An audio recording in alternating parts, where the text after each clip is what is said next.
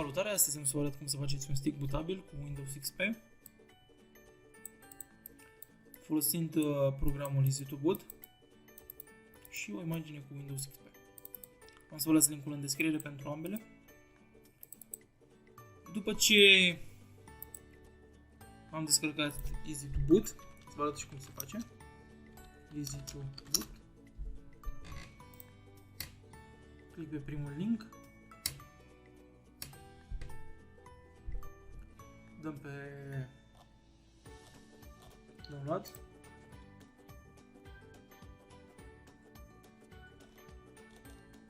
Dăm scroll în jos și îl avem aici. EasyToBoot versiunea 1.b2.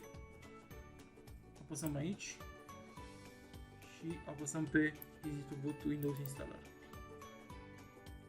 Acum ne va întreba unde vrem să-l salvăm. După ce l-ați salvat, eu îl salvez pe desktop, să îl instalăm. Dăm dublu click, dăm yes, next, zice că eu l-am deja și dați next și install. Acum deschidem EasyToBoot, apăsăm pe make. O să ne zică că nu avem niciun stick pentru că nu-l avem în calculator. Închidem programul, dăm run as administrator, introducem stick-ul,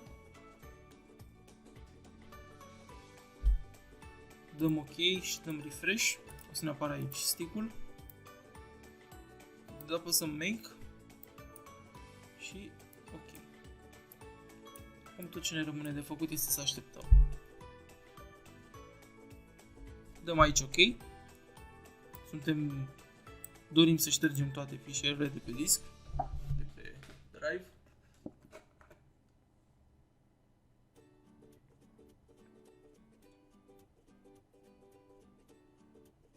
Ok, este gata. Apăsăm orice tastă, se va închide programul.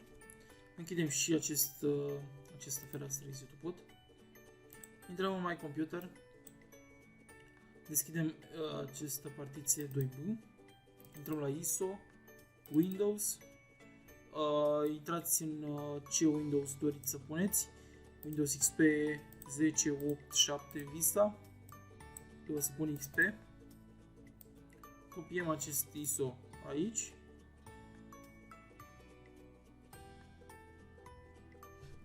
Ok, acum că s-a copiat,